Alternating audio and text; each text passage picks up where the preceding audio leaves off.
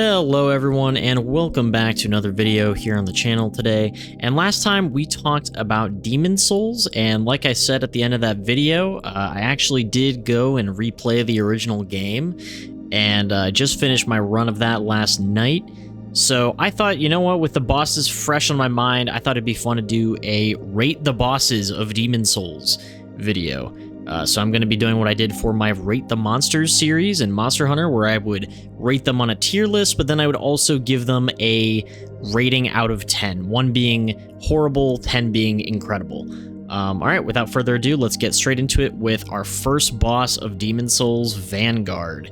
Vanguard is basically the, oh god, what's his name? The Asylum Demon from Dark Souls. He's basically the proto-Asylum Demon. He does a lot of the same stuff.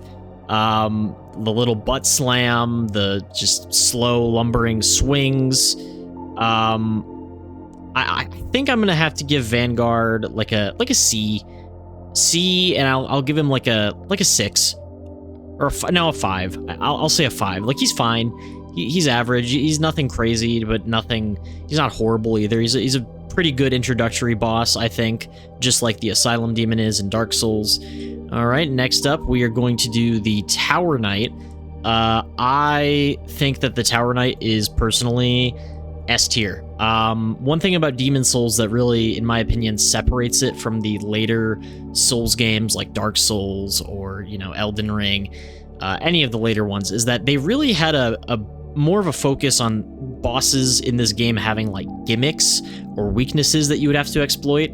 And the Tower Knight is my personal favorite of the bosses that have those like exploitable weaknesses, because, you know, you have to, he's like this big lumbering giant suit of armor essentially, and you have to, I mean, there's also archers that come out and start shooting at you, and, you know, you have to go and kill the archers. It's kind of like the One Reborn with the bell ringing women, where you have to like go up and kill them. This is almost like the earlier version of that in some ways. But then it's also like the earlier version of the, oh god, what was he called in Dark Souls? The Iron Guy, the Iron Giant, whatever he was called in Dark Souls 1, at the top of Sen's Fortress, where like you have to hit him in the ankles and knock him over. Except unlike that fight, when you knock over the Tower Knight, you then are supposed to run over to his head and start hitting his head, and it does way more damage than just hitting his legs. Sorry if there's background noise. People are doing some fireworks because 4th of July is tomorrow. Yeah, Tower Knight, I just think it's such a fun gimmick fight. I just really like it. So for me, that's an S tier. Maiden Estrella. I know I'm just kind of like jumping around here, but Maiden Estrella,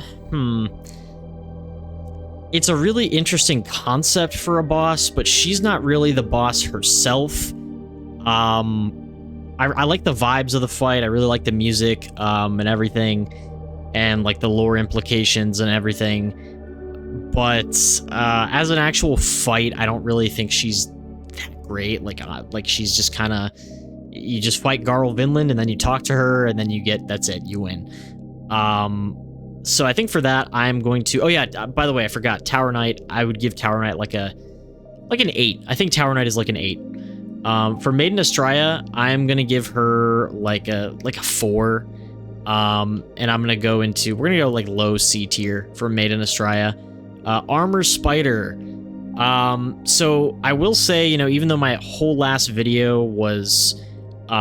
I was really like dogging a lot on the remake, and just kind of correcting myself in the past by reacting to, you know, my previous video from years ago when the remake came out, where I just glazed it and I ignored a lot of sort of artistic decisions that Bluepoint made when remaking Demon's Souls. I will say another point of credit I have to give them is I think the Armor Spider fight is way better in the remake, because it's much more clear when he's about to do that big like fire blast attack in the remake, whereas in the original he kind of just winds up and then does it. But like in the remake, he spews out all this oil first and then he like winds up, so it's really clear when he's about to do this attack.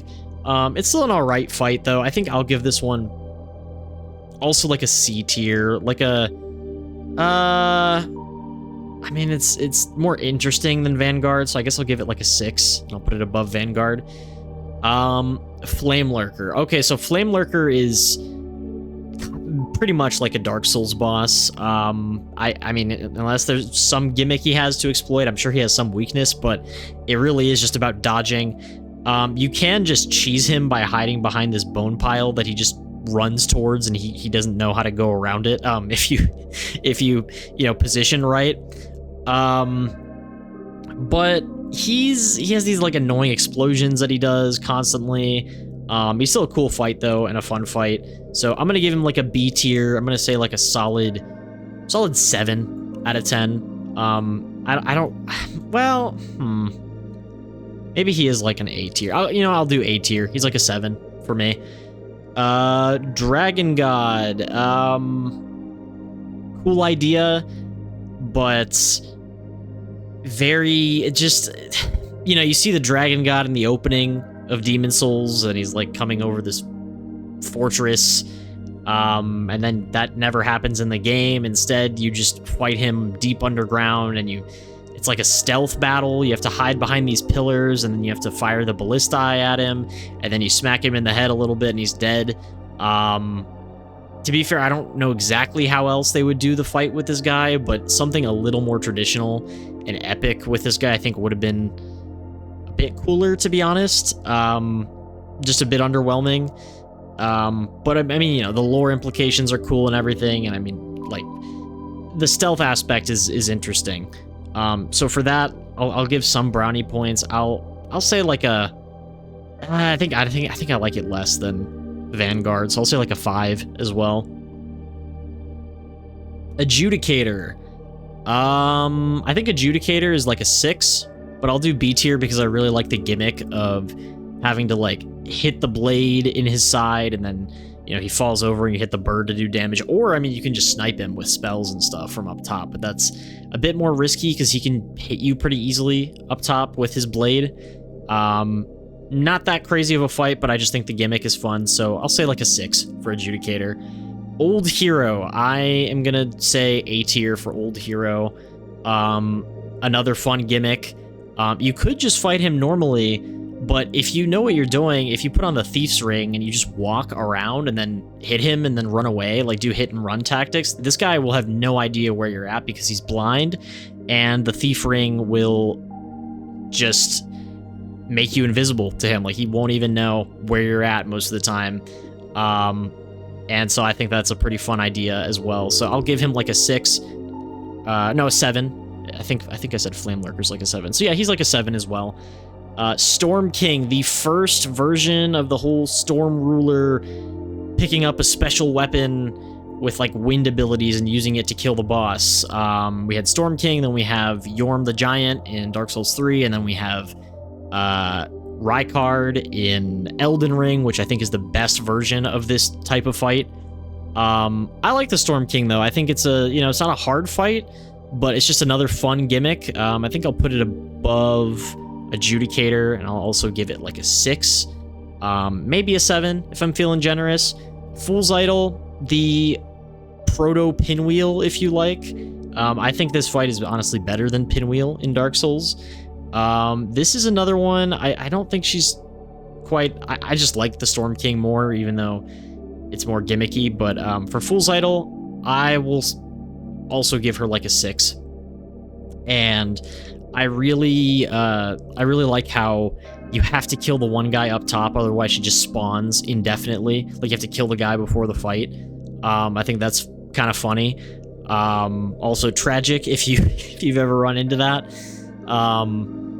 Yeah, Fool's Idol, pretty good fight. Man-Eaters. Okay, so the Man-Eaters, yeah, I'm gonna go D tier. I do not like the Man-Eaters. I just don't like them. It's kind of like the Gargoyles in Dark Souls, except worse and not as fun and a lot more janky. You start by fighting one, and then a second one comes out, and you have to deal with 2 of them, and you're on this bridge, and they just kind of keep spamming the same exact attacks over and over again. They do like this pounce, they do this like roar thing, They're not particularly hard, but I just don't like them. I think I'll give Maneaters like a 4. Old Monk. So this one is obviously very much dependent on if you're doing the multiplayer version of the fight or the, AI, just computer version. If you're playing the original Demon Souls, unless you're running custom servers, you're probably not going to find another player, so it's going to be really, really easy. If you play the PS5 version, maybe you'll find another player still. I mean, obviously the servers for that are still up, but I don't know. I think the Old Monk is better than Maneater just for like the uniqueness of it, of like possibly fighting another player as the boss, or you can play as the boss and invade someone else's world. That's cool.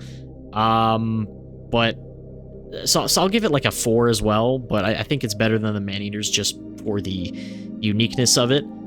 Okay, these last ones, Phalanx. I like Phalanx. It's a pretty good and easy, like, I mean, okay. Where is he? Vanguard is obviously like the introductory boss, but you're kind of meant to lose to him. Phalanx is, I mean, you can beat Vanguard at the beginning, and then, if you don't, you can get your revenge later on him in the Shrine of Storms. But for Phalanx, it's like, he's kind of like the real first boss, where it feels like you really have a good chance of winning. And I like the whole idea. He's a Phalanx. They're all these little guys protecting like the guy in the middle, and you have to kill the guy in the middle. And, the weakness with this guy is fire. So if you get fire bombs that are scattered throughout the whole first area of Boletaria, you can just spam those. You can use like the fire turpentine to, make your weapons on fire, and that'll help as well. So pretty easy fight, but a pretty fun fight. I think this guy for me I actually like him better than Fool's Idol. So I'm gonna say a 6 as well. Penetrator. Penetrator is, again, like, I'm sure he has a weakness, but I probably just don't know it. I've always just kind of fought this guy like a Dark Souls boss. I mean, if you have Bior with you, the fight is significantly easier. But Penetrator, just a fun, good old-fashioned, 1v1 melee battle. So I really like him. I think I like him more than Flamelurker and Old Hero. I'll give him like a... do I put him in S tier? You know what? I will put him in S. I'll put him in S tier. I'll give him... I don't think he's... I prefer the uniqueness of the Tower Knight and the whole gimmick over Penetrator. But for Penetrator, I will give him like a 7. Maybe an 8 as well. Just like a lower 8. Actually, yeah, we'll say an 8.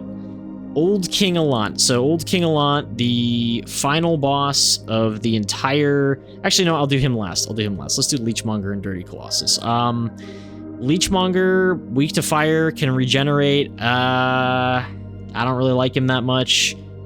I mean, I think he's better than, like, these guys, at least. So I'll give him, like, a 6 as well. Same thing with Dirty Colossus. I just, don't really like him too much. I will give him, like, a... Actually, you know what? No, I don't like these guys more than Armor Spider. I don't even know, like, should I like more, Leechmonger or Dirty Colossus? Probably Dirty Colossus, just because he can't regenerate. I think Dirty Colossus is also weak to fire. I'll give both of these guys like a 5 or a 6. No, 5. We'll go 5. Old King Allant, and you might notice that we're actually missing a boss. We're missing the real King Allant, because this is, the false king. The real King Allant that you fight at the very end has just become this blob inside the old one. If he was here, I would give him a D tier. I think, the lore implications are great, but it's barely a boss fight. It's really just there for the lore, and you just kind of smack him up a bunch, and then he's dead.